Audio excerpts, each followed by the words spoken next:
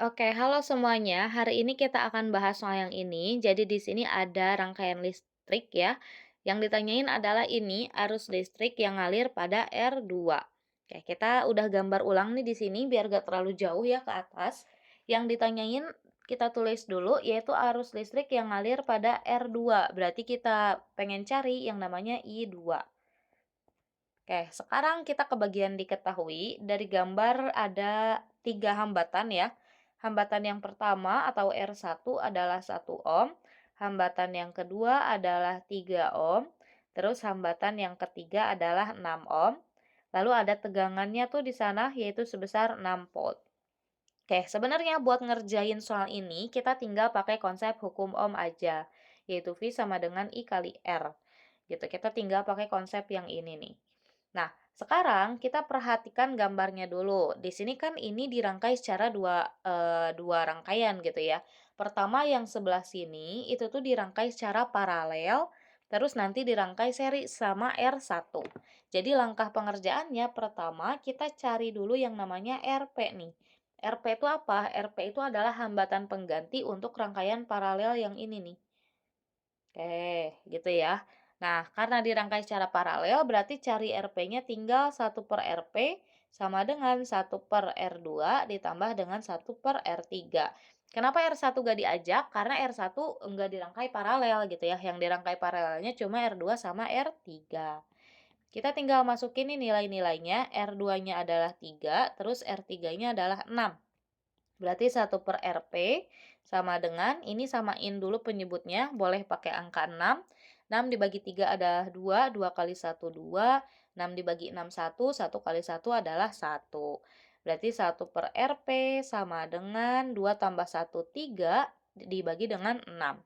Nah, kita kan pengen tahu RP-nya doang nih, berarti ini bisa kita jungkirin nih. Jadi RP/1 yang sebelah sini, yang ini jadi 6/3 gitu ya. RP dibagi 1 adalah RP, 6 dibagi 3 adalah 2. Nah, berarti RP-nya atau hambatan pengganti untuk rangkaian paralel adalah 2 ohm. Atau kalau kita gambar ulang nanti jadi kayak gini nih. Ini adalah R1, terus yang sebelah sini adalah RP-nya. Nah, ini dihubungkan dengan tegangan, kayak gini ya. Jadi bisa kita tulis kayak gini nantinya. Oke, ini kurang rapih nih. Sedikit rapihin dulu ya. Oke, nah sekarang kita perhatiin rangkaian yang sebelah sini. Sekarang kan R1 sama RP dia dirangkai secara seri tuh. Berarti langkah yang kedua, kita bisa cari R totalnya. R totalnya kita tulis R kapital aja ya. Oke, karena dirangkai seri berarti tinggal jumlahin R sama dengan R1 tambah RP. Berarti R sama dengan R1-nya adalah 1, RP-nya tadi yang udah kita cari adalah 2. Berarti R-nya adalah 1 tambah 2, yaitu 3 ohm. Nah, ini R-nya nih. Langkah selanjutnya, langkah yang ketiga, kita bisa cari yang namanya arus total. Cari arus total nih. Arus total kita pakai konsep yang hukum ohm tadi, yaitu V sama dengan I dikalikan dengan R. V-nya udah ada yaitu 6, I-nya yang pengen kita cari, R-nya adalah 3. 3-nya pindah ke kiri jadi 6/3 sama dengan I. 6 dibagi 3 adalah 2, berarti I-nya arusnya adalah 2 ampere. Nah, sebelumnya nih ada hal penting yang harus kita ketahui lagi. Jadi kalau si rangkaiannya itu dirangkai secara seri, maka besar arusnya itu akan sama.